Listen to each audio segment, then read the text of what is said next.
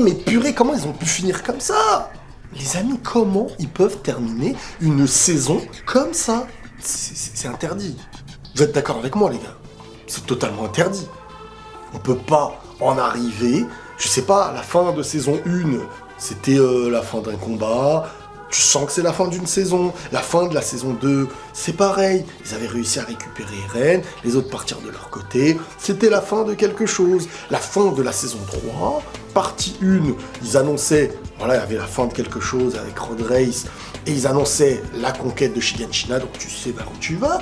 La fin de la saison 3, partie 2, elle est super belle, t'apprends les choses, mais il y a quelque chose qui nous attend. Mais là, fin de saison 4, partie 1, on se retrouve sur un toit, avec les mares qui arrivent, un début de bataille, de bagarre, de guerre, et boum, fini, bon, rendez-vous dans 1 an, l'hiver prochain. Mais il pourrait y avoir tout en 1 an. En 1 an, il pourrait y avoir une pandémie, imaginez. Je sais que je vais loin, mais... Mais non. Moi, pour être honnête, je vais pas dire que je suis déçu que ça se termine comme ça, parce que bon, je vous expliquerai à la fin de cette vidéo vers quoi je vais aller et comment va se passer la suite par rapport à SNK de mon côté, par rapport à la chaîne. Mais honnêtement, je m'attendais, je vais vous dire ce à quoi je m'attendais à ce que Eren, qui était censé aller à Shiganshina pour peut-être retrouver Sig, je sais pas s'ils avaient rendez-vous là-bas, eux deux, je me suis dit ils vont aller se retrouver dans un endroit secret, peut-être sous la coupelle, là, le truc, et qu'ils vont y découvrir un secret, quelque chose qui va nous chambouler, quelque chose qui serait lié au Eldien et que seul Eren a pu voir, c'est pour ça qu'aujourd'hui il a cette vision de la vie et truc, et boum, fin de saison, ça aurait fini comme ça. Et là tu te dis, waouh, donc en fait, tu vois, tu peux réfléchir, là en plein milieu d'une bataille, en plein milieu de quelque chose de fou. Moi, ça, je l'ai mal pris. Bref, on va revenir sur l'épisode. J'espère déjà que vous allez bien, les amis. On revient directement dans l'épisode et son déroulement. Alors, on a au début le bruit de l'explosion avec la vision du côté de Hansi, de Frock et tout ça. Et là, il y a du questionnement qui s'est posé, là. Hansi, elle s'est dit, oula, ça, je sais c'est quoi. Elle a reconnu le bruit des explosifs machins, là, des canons, trucs, là. Et sur le coup, on revient sur un Sig qui était vraiment en train de mourir, à 2 doigts de la mort, au moment même où il entendait ce silence qui mène à la mort et à l'autre monde, quoi, j'ai envie de dire. Et là, dans un silence profond, boum, on voit une fille, d'une manière un peu, presque j'ai envie de dire un fantôme, c'est comme un fantôme. Et juste après, on nous montre une séquence d'un titan qui apparaît de nulle part, avec la fumée, comme s'il venait de naître, on sait pas de quoi. C'est limite, j'ai envie de dire presque... Vous voyez, à chaque fois dans SNK, on nous montre des fleurs, comme si d'une fleur se transformait en titan, tu comprends pas. Mais bref, je veux dire, voilà, le titan apparaît, se dirige donc volontairement vers Sig, s'ouvre le ventre et prend Sig en le mettant dans son ventre. Il y a un très bon côté symbolique dans cette scène. Donc il y a 2 manières de le voir. Il y a la manière du scénario, tu te dis, bon bah, Sig va être sauvé par un titan qui a une conscience, venu de nulle part, et juste avant qu'on voit ce titan-là, on voit la petite fille. Moi, cette petite fille-là, je me pose la question, et je me dis, est-ce que c'est pas tout simplement Ymir?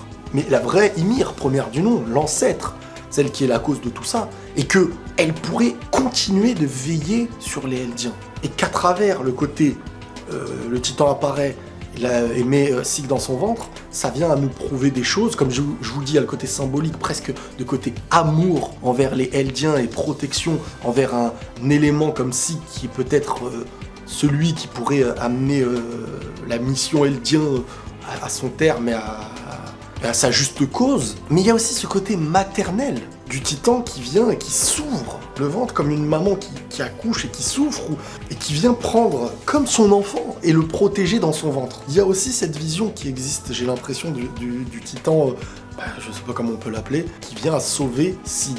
Pourquoi sauver Sig? Alors que d'autres titans, d'autres mecs, Eldiens, avec des pouvoirs aussi, se sont vus mourir sans être protégés. Sig, peut-être qu'il a vraiment en lui...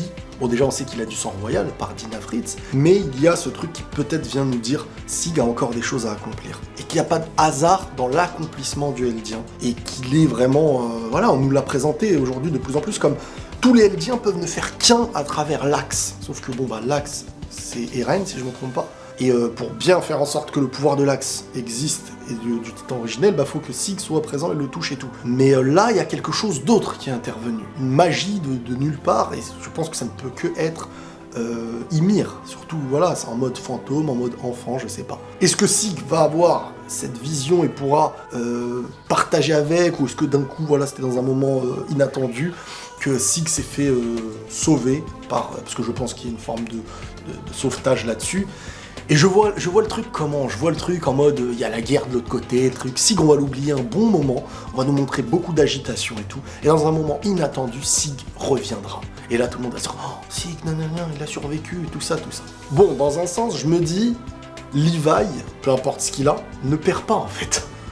Malgré tout, il perd pas, parce que Sig, il aurait fallu qu'il se tue lui aussi, pour que Levi soit meurt, soit se fasse toucher.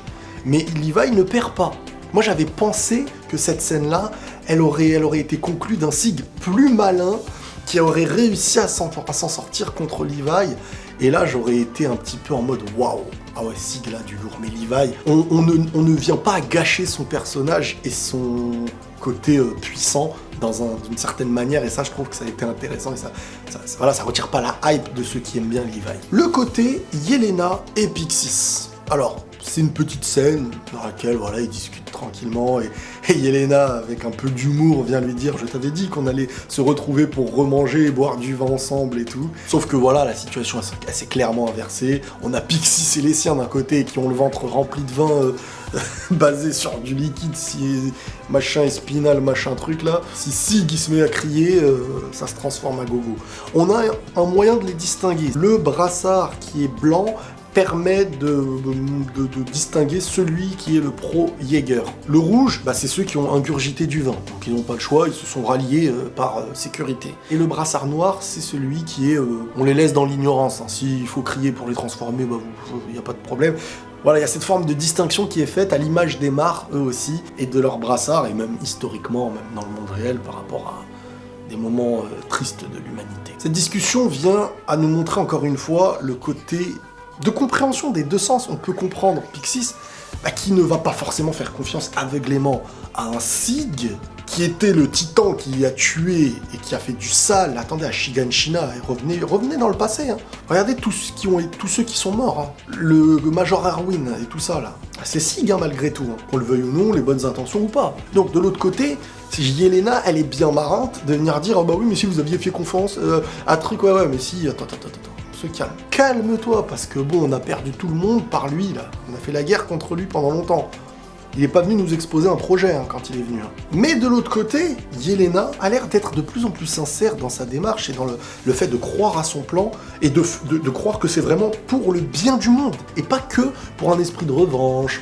Non, on va au-delà. Et je me dis que là, c'est plus humaniste que je pouvais le croire, ou ce qu'on pouvait le croire nous-mêmes. Elle est dans l'idée, enfin, si son projet d'éradication douce, de sacrifier leur personne et leur peuple pour le bien du monde, en estimant donc, et en donnant raison à ceux qui estiment que les Eldiens sont l'engeance du démon et le danger du monde en soi, à pouvoir se transformer en titan, en se réduisant à néant sur une génération à venir, en laissant, sans plus jamais donner naissance et faire en sorte que les Eldiens disparaissent à jamais, ainsi que le pouvoir des titans. J'espère que Eren ne reste pas sur cette pensée-là. J'espère qu'Eren n'est pas de cette pensée-là et qu'on va pas aller sur cette idée jusqu'à la fin des SNK.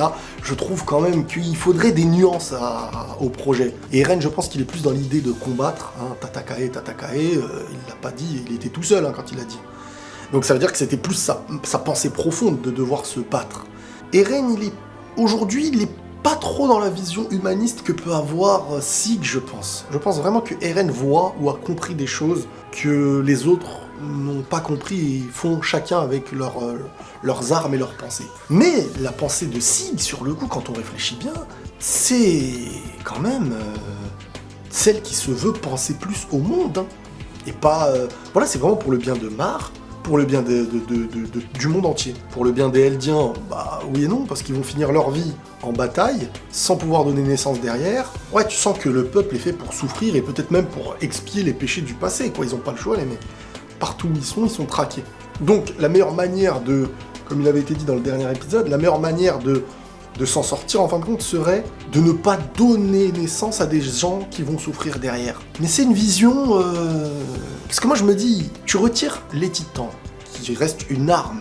C'est une arme, hein, les titans. C'est pour ça que c'est rejeté, on se dit éradication douce et tout. Mais il y a des armes dans d'autres pays, et puis on se rendait compte que les armes commençaient à dépasser les titans. Donc, tu retires les titans, il y aura toujours une forme de domination de certains pays par rapport à leur armement. Donc, il y aura le remplacement des titans par la puissance et par la domination. Même sans les titans, il y aura l'injustice dans le monde et la haine, etc., qui continuera d'exister. Donc, est-ce qu'il ne faut peut-être pas apporter l'équilibre à la haute puissance pour une paix de chaque côté? Sinon, on crée un déséquilibre, et le déséquilibre, il vient à renforcer celui qui a les armes pour la domination et peut-être pour l'injustice. C'est ça aussi. À vouloir retirer la puissance de l'autre alors que nous, on en a, c'est vouloir le dominer et être injuste. Donc, est-ce que le plan d'éradication douce, oui, au moins, il y aura plus d'Eldiens, il y aura plus de... Voilà, tranquille les mecs, il y aura plus d'Eldiens, donc par amour envers les Eldiens, ne plus donner de naissance afin d'éviter les souffrances de ce monde, oui, mais la souffrance existera toujours. Est-ce qu'il faudra aussi alors éradiquer les autres peuples, parce qu'eux aussi vont souffrir par rapport au manque d'équilibre qui existe? C'est à la fois une pensée cruelle pour le Eldien, et à la fois une pensée d'amour pour le Eldien, quand on réfléchit bien. Après, comme le dit Yelena, aucun plan n'est infaillible, nanana, mais c'est complexe. Moi, je pense qu'Eren viendra apporter une nuance à tout ça, et qu'il y a un petit mensonge de son côté, pour l'instant, qu'il ne dit à personne. En tout cas, pour Yelena, Sig, c'est le sauveur du monde. C'est celui qui viendra recréer un équilibre. Et j'ai l'impression que pour le fantôme du début, là, où Sig doit mener leur truc à bien. Donc est-ce que ça veut dire que c'est lui qui est dans la vérité ou pas? Je sais pas, mais on verra. Bon, on a le côté Armin, Jean, Mikasa et tout ça qui sont enfermés avec Connie et tout, et la famille de Sacha. Et donc on se demande tous, Armin, il a le pouvoir des titans, tu te transformes pas? Et là Armin nous l'explique, on le sait très très bien. Et il peut pas se transformer comme ça, il va bousiller tout le monde. Le titan colossal, c'est pas Eren. Hein. Eren, c'est le pied du titan colossal, hein, si vous vous rappelez bien, quand il s'accrochait à son tibial. Donc juste le pied du titan colossal, ça te bousille tout le bâtiment et tout le monde meurt à côté. Hein. Connie, ou je sais plus qui lui avait dit, tient pas à la vie en lui disant un truc pareil. On a Mikasa, la pauvre, qui est vraiment... dans l'après-discussion avec Eren, est vraiment dans un état de déprime, voire de dépression, la pauvre. Il y a du questionnement qui est posé, il y a Armin qui vient à dire limite, je me suis battu avec Eren parce qu'il a été très injuste et méchant envers Mikasa et tout. Et ce qui en ressort, déjà, c'est que Mikasa ne veut pas revenir sur ce sujet-là, pas publiquement. Pour quelle raison? Pour protéger Eren, pour ne pas avoir une image négative d'Eren, donc rester encore dans sa protection, ou pour tout simplement ne pas évoquer la douleur que ça lui procure en le propageant aux autres. Mais on revient sur quelque chose d'intéressant. On a Connie qui dit il est devenu dégénéré, le mec, sans aucune raison. Et là, t'as Jean qui quand même réfléchit et se dit mais s'il avait toute sa tête, je le vois mal tabasser et faire tout ça sans raison en fait. Ne croyez-vous pas qu'il a pu faire ça pour une bonne raison? Et ça, là, ces mots et ces phrases-là, comment il s'appelle, Isayama, le créateur de cette histoire. Vous pensez qu'il met des phrases comme ça, juste pour dire « Oh, les autres se posent des questions ». Ça, c'est des indices. Ça, c'est pour nous dire que Eren sait ce qu'il fait. Il n'est pas dégénéré. Il sait ce qu'il fait. S'il avait pété les plombs sans raison, s'il était devenu en mode... Moi, Eren, là, actuellement, plus ça avance, plus je le vois comme un Itachi qui agit, premièrement, en faisant des choses qui sont vues extérieurement comme mauvais, comme méchant, comme celui qui en fin de compte est le plus mauvais, n'a pas de cœur, truc et tout. Sauf que ce qu'il fait à Mikasa et Armin, c'est pour éveiller quelque chose. Il touche Armin dans ses éléments sensibles à lui, et il touche Mikasa dans ce cas-là de plus cher, c'est-à-dire Eren.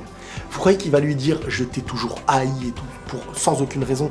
Il fait ça, c'est comme quand Itachi dit à Sasuke, limite qu'il l'avait jamais aimé, et qu'en fin de compte il a fait semblant d'être un gentil grand frère, parce qu'il derrière, en fin de compte, il veut lui éveiller de la haine pour des raisons. Et là, je pense qu'il y a des raisons. Et on n'évoque pas un Jean qui réfléchit en se disant, et imaginez qu'il avait toute sa tête, il n'aurait pas agi comme ça sans raison. Moi, je pense que Eren, de son côté, il a aussi ses raisons. Et si c'était pas le seul à avoir raison encore pour l'instant. Vous savez, on nous montre des choses dans SNK qu'il faut pas oublier. La séquence dans le train de Eren qui limite s'interdit que ce soit eux, que ce soit l'un des siens qui prennent sa succession, parce qu'au fond, il tient à eux. La séquence où tout le monde se regardait, en train de rougir, ils s'aiment tous profondément. Sauf que la vie, et peut-être ce qui les attend, fait que Eren doit agir comme il agit. Et moi, je le vois un peu comme ça pour l'instant. On a Yelena qui vient encore à nous prouver qu'elle est comme Sig dans son projet, mais qu'elle n'a pas ce côté méchant envers sans raison. Moi, je la trouve de plus en plus, je veux dire, loyale, entre guillemets, mais par rapport à sa juste cause, elle tue le mec qui est en train d'insulter Jean et tout ça de démon. Quand elle dit « ravi de vous revoir, héros de Shiganshina », tu vois, il y a vraiment une petite forme de respect envers eux. Et quand elle parle, elle pleure. Pas semblant de pleurer. À l'inverse de Armin, où là je me pose des questions. J'ai trouvé sa manière de pleurer quand Yelena expliquait leur projet de faire de Sig et de Eren les héros qui auront créé la paix à travers ce sacrifice, on va dire. Et tu vois, d'un coup, Armin, comme ça, qui se tient la tête, et d'un coup, tu l'entends très expressif dans ses pleurs. Est-ce que c'est pas pour gagner la confiance de Yelena? Non, parce qu'il faut pas oublier que c'est un petit génie, le Armin. Il est hyper intelligent, le mec, c'est pas un clown, hein. Il élabore des plans et tout. Donc est-ce que ça, ce n'est pas un plan pour essayer d'être... Parce que tout le monde le regarde bizarrement, tu vois. C'est pas comme si on était habitué à Armin comme ça, même si on sait qu'il a l'air sensible, qu'il peut être touché, mais quand même, tout le monde le voit bizarre sur le coup. On dirait que la manière dont on nous l'a présenté, au début, on dirait même qu'il se moque. Genre en mode, limite, t'es naïve, quoi, de croire ça. Et à la fois, tu le vois, après on voit un visage qui pleure et tout, donc tu te dis, bon bah peut-être qu'en fait il a tout simplement été touché par le projet, mais ça m'étonne un peu. Donc on a une réflexion intéressante de Jean, qui dit, réduire la population jusqu'à l'extinction finirait par laisser une nation de vieillards. Qui défendrait l'île? Les autres pays en profiteraient. Vous voulez faire une extermination de votre race, en fait, des Eldiens. Et au final, pourquoi tu penses à l'île? Bah, en fait, allez faire votre vie chacun de votre côté, prenez des vacances, et... En fait, ils veulent profiter des derniers instants de leur vie, protéger l'île, et ensuite, il n'y a plus d'Eldiens. Bah, l'île, ça y est, n'existe plus, les gens vont venir, pouvoir s'installer dedans.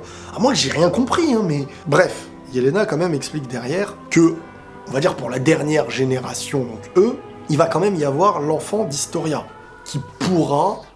à qui on pourra peut-être transmettre le pouvoir du titan originel, ou bestial, je ne me rappelle plus, pour continuer à mettre la pression sur le monde avec la possibilité d'utiliser le grand terrassement. Donc voilà, laisser tranquille les Eldiens, même si ça devient des petits vieillards, entourés d'un jeune au milieu de nulle part. Sauf que pour réussir à faire le plan d'éradication douce, il faut être deux.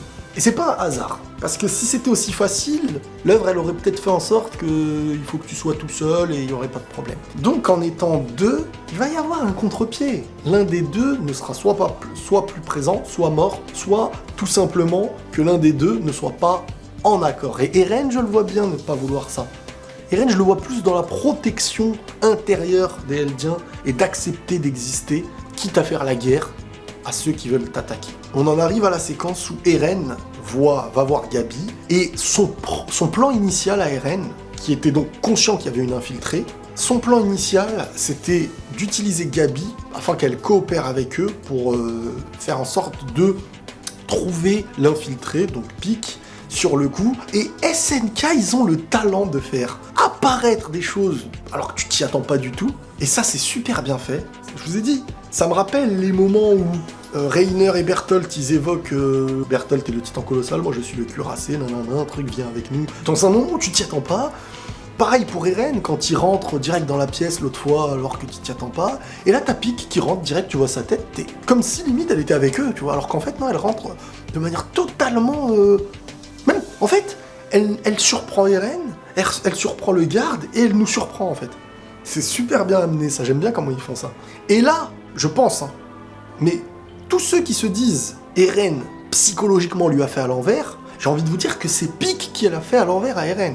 Parce que si Pieck, elle avait donné rendez-vous sur le toit pour que les ballons dirigeables voient Eren sur le toit, donc l'objectif, il a été prévu de mettre en avant le titan originel afin d'essayer de l'attaquer. C'était ça le plan, je pense. Donc Pieck se retrouve sur le toit, Galliard Porco, là, le titan mâchoire, directement était bien placé pour essayer de prendre Eren, parce que les gens disent quand Pieck au début menace Eren, elle n'a rien à gagner à le menacer comme ça. Elle va le menacer jusqu'à où, jusqu'à quand, il va pas la suivre. Je pense qu'elle savait très très bien qu'il fallait faire en sorte que Eren se rebelle pour faire croire qu'elle est de son côté. Le vrai plan de Pieck, c'était de faire croire qu'elle était du côté, en fin de compte, d'Eren, et au final lui dire « Je vais te montrer où sont nos collègues, afin qu'on puisse leur faire à l'envers, et je suis de ton côté, Eren, t'inquiète, Eldien machin, Power, Eldien, je sais pas quoi. » On a Gabi, qui, même si Pieck, imaginez Pieck, elle avait retourné sa veste, Gabi, elle reste fidèle au Mar, et au Mar d'honneur en fait. Elle reste fidèle à tout ça. Malgré les arguments qui étaient pas mauvais de Pieck. Hein. Limite, t'es quoi? T'es une Eldien? T'es une Mar? Qu'est-ce que t'es? Et là, j'ai bien aimé, parce qu'on nous a mis un petit truc, au premier abord, j'avais pas vu, c'est au revisionnage de l'épisode que j'avais vu. C'est quand Pieck, elle est attachée à Gabi, et qui sont en train de monter les escaliers, là, et elle fait un coucou aux mecs de la... Il y avait les gardes, les trucs, l'armée et tout ça, elle leur fait un coucou, et tu vois, il y a même des mecs qui rougissent et tout, et au milieu, on voyait Porco Galliard, le titan mâchoire. On le voyait. Et moi, quand au début je vois la scène, je voyais des mecs qui rougissaient, des mecs qui peut-être tombaient amoureux du charme de Pieck et tout. Et en fait, ce signal, c'était histoire de dire, c'est bon, limite, t'inquiète pas, Porco, c'est bon, le plan est en marche, on monte sur le toit, voilà, toi tu sais ce que t'as à faire. C'est super bien amené. Il y a une vision de chaque côté. Sur le coup, Pieck, elle est forte, hein. Elle essaye à tout prix de prendre des informations avant de retrahir Eren. Elle essaye d'avoir des informations sur Sig.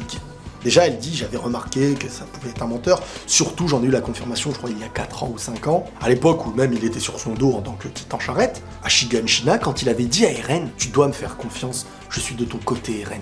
Et là, elle essaye à tout prix de prendre des infos. L'origine du pouvoir de Sig. Mais sur ça, en fait, je me pose la question, elle évoque quoi? Le fait qu'il puisse donc avoir du sang royal sans savoir d'où il vient? C'est dans quel sens quand il parle de l'origine du pouvoir de Sig? C'est ça que je me demande. Et elle continue, je me dis qu'à toi, il a dû révéler le secret de son pouvoir, non? Et peut-être aussi la manière dont le secret est lié à l'usage du pouvoir de l'originel. Elle lui pose d'autres questions. Au fait, pourquoi tu ne te sers pas du pouvoir de l'originel? Où est Sig? Et là, vous voyez, elle essaye de prendre les dernières infos qu'elle peut sur Eren avant qu'il se passe ce qui doit se passer. Une fin d'épisode complètement sublime. Et la bagarre est lancée. À l'image de Eren, qui était en dessous de la scène quand il avait pris, comment il s'appelait, Willy Tybur. Bon, là, Galliard, il n'a pas réussi à choper Eren de la même manière. C'est pas les mêmes budgets. Mais l'attaque maintenant est lancée et c'est la revanche de Mar qui arrive. Et puis il y a les ballons dirigeables, les larmes de Gabi quand elle les voit arriver. Et surtout, tu vois à l'intérieur, tu vois Reiner. Et en bas, tu vois qui? Tu vois Eren. J'ai envie de dire la finale. C'est la finale. Mais la transformation du titan d'Eren, je peux me tromper, mais j'ai l'impression qu'elle ressemble un peu à la transformation du titan qu'il a pris en pouvoir, le titan marteau. Est-ce que quand il se transforme, ça s'est transformé par le bas ou pas? C'est la question que je me posais en fait. Donc faudrait voir tout ça. Bref, fin de saison 4 partie 1. Et l'attaque des titans nous donne rendez-vous dans 1 an minimum pour la suite en animé. Minimum, hein, parce que connaissant SNK, ils ont toujours repoussé. Donc minimum hiver prochain. Moi je dis rien. Bref, comment les choses vont se passer maintenant avec moi pour bien comprendre les choses. Je vais préparer une vidéo après avoir lu les scans, une vidéo dans laquelle, avant ou après chaque scan, je donnerai mon avis, mon ressenti sur le truc. Je vais regrouper tout ça en une seule vidéo qui sera la vidéo du marathon pour rattraper SNK.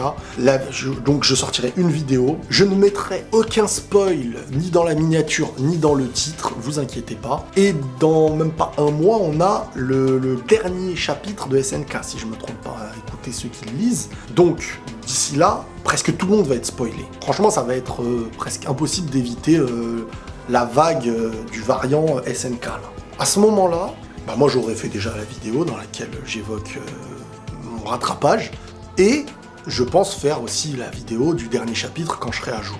Et comme je vous ai déjà dit, les reviews des prochains épisodes, quand ils sortiront, on va les bosser comme jamais, comme never, et je pourrais même anticiper certaines reviews en les bossant correctement comme il se doit, comme je l'ai fait pour la saison 3 partie 2, là où j'estime que j'ai aimé le plus les épisodes, plus de plaisir, et mes reviews étaient le plus travaillées. Donc, il y a des gens qui sont venus me dire, Riles, on va faire attention, les spoils, mais la saison 3 partie 2, je spoilais pas, je faisais des reviews en fonction de l'épisode, sans dire ce qui allait se passer à l'avenir, surtout que moi je suis quelqu'un qui déteste le spoil. Je supporte pas, même tu me dis spoil, moi je te spoil pas. Et mon entourage le sait très bien.